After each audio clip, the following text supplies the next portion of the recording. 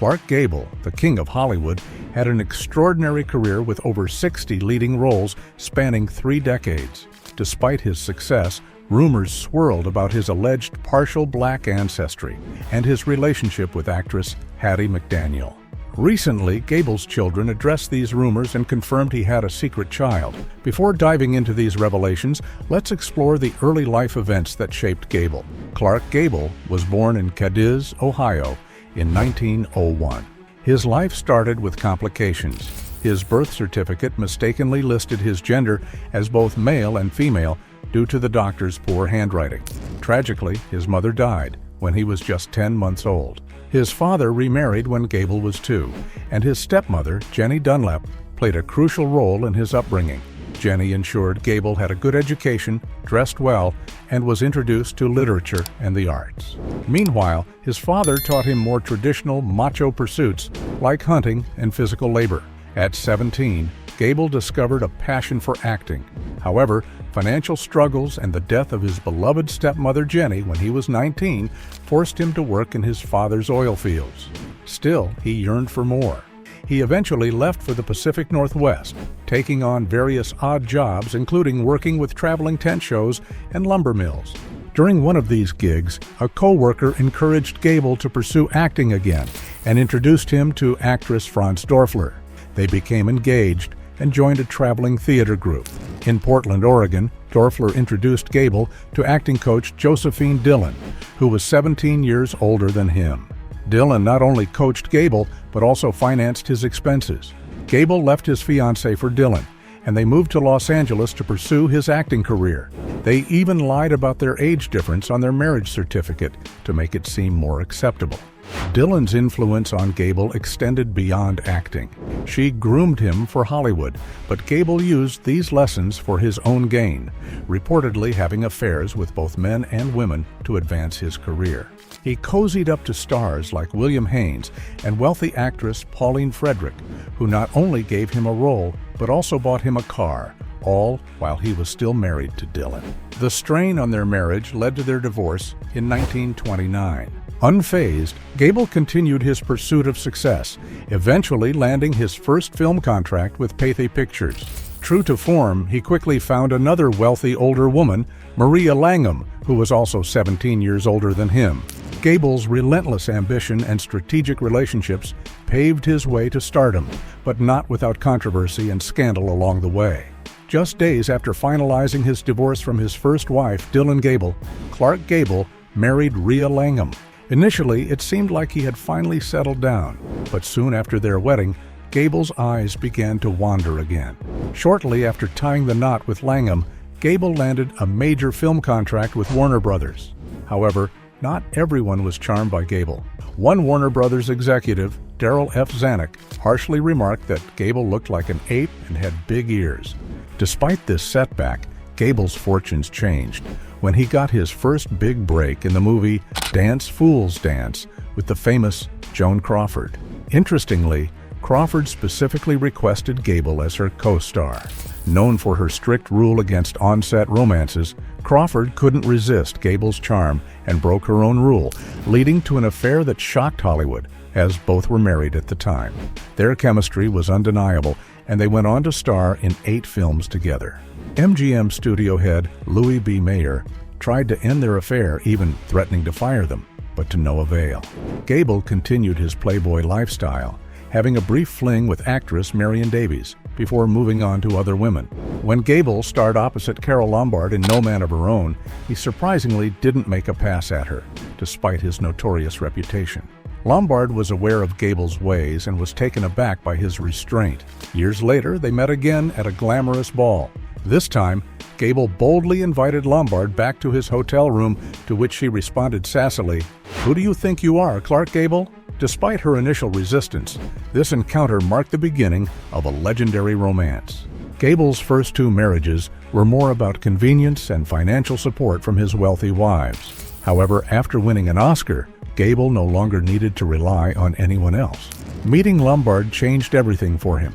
Even though he was still legally married, Gable and Lombard didn't hide their affection for each other.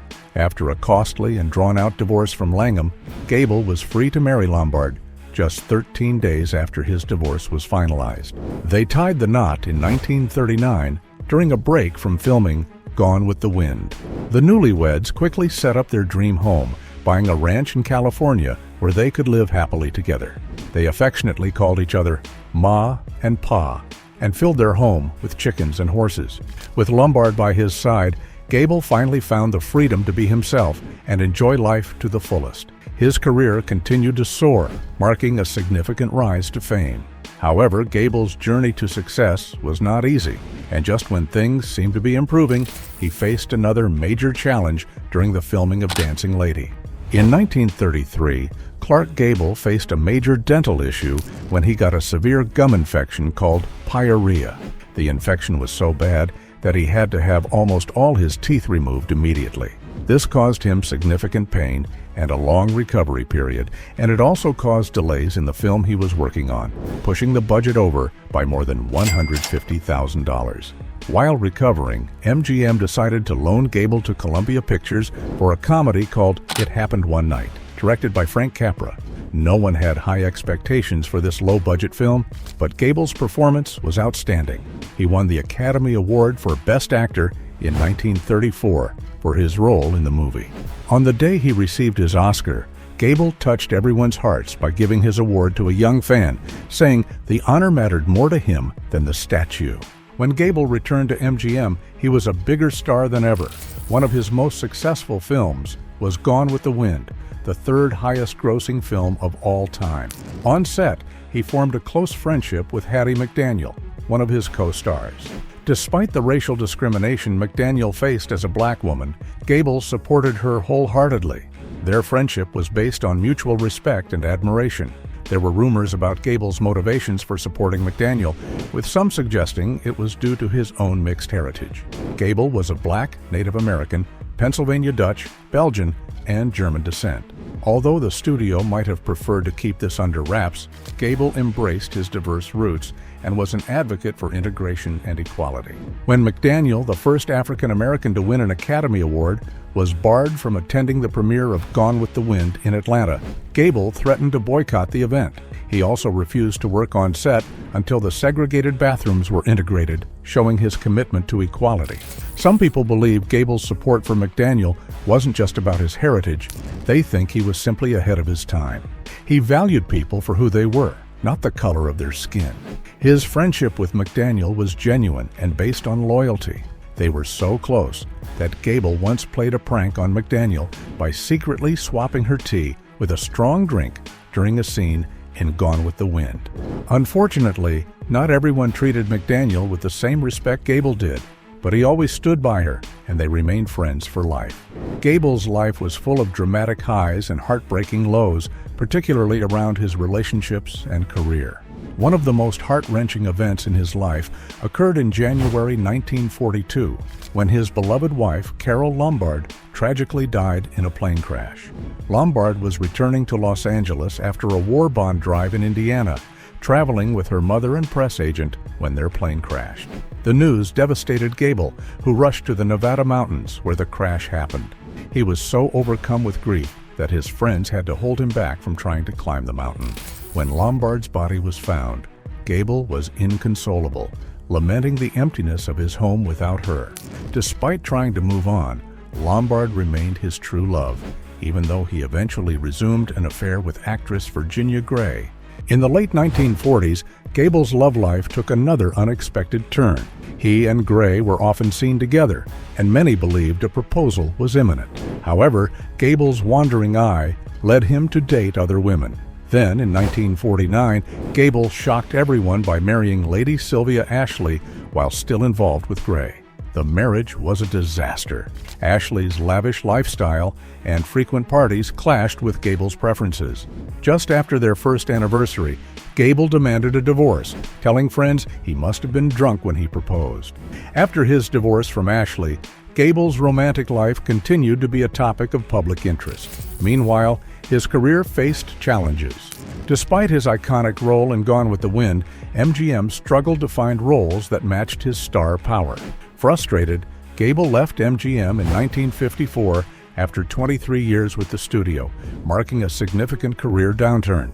In 1954, Gable began another affair with Kay Williams, who had recently divorced. They eloped in Nevada, and for a while, Gable seemed content. Williams's pregnancy in 1955 brought hope, but she suffered a miscarriage. They continued to try for a child, and in 1960, Williams became pregnant again. Sadly, their happiness was overshadowed by Gable's faltering career. However, his role in The Misfits in 1960, alongside Marilyn Monroe and Montgomery Clift, offered a chance for a comeback. Filming was tough, with Gable performing his stunts despite the desert heat and his age. Tragically, just 2 days after completing The Misfits, Gable suffered a fatal heart attack.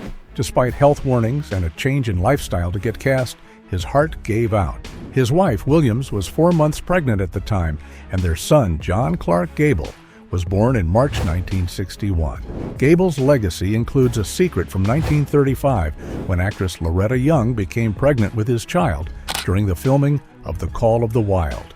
Young, a devout Catholic, hid her pregnancy, later adopting the child, Judy Lewis, as her own. Lewis grew up unaware of her true parentage until much later. Judy was adopted, but it was just a cover. Her adoptive mother, actress Loretta Young, was actually her biological mother. Judy often wondered about her real parents. When she asked Young about her mother, she got vague answers, and Young claimed her father was dead. In 1950, something surprising happened. Clark Gable visited Young's house. During his brief encounter with Judy, he didn't realize she was his daughter. Gable even gave her money for a proper bed, unaware of their familial connection.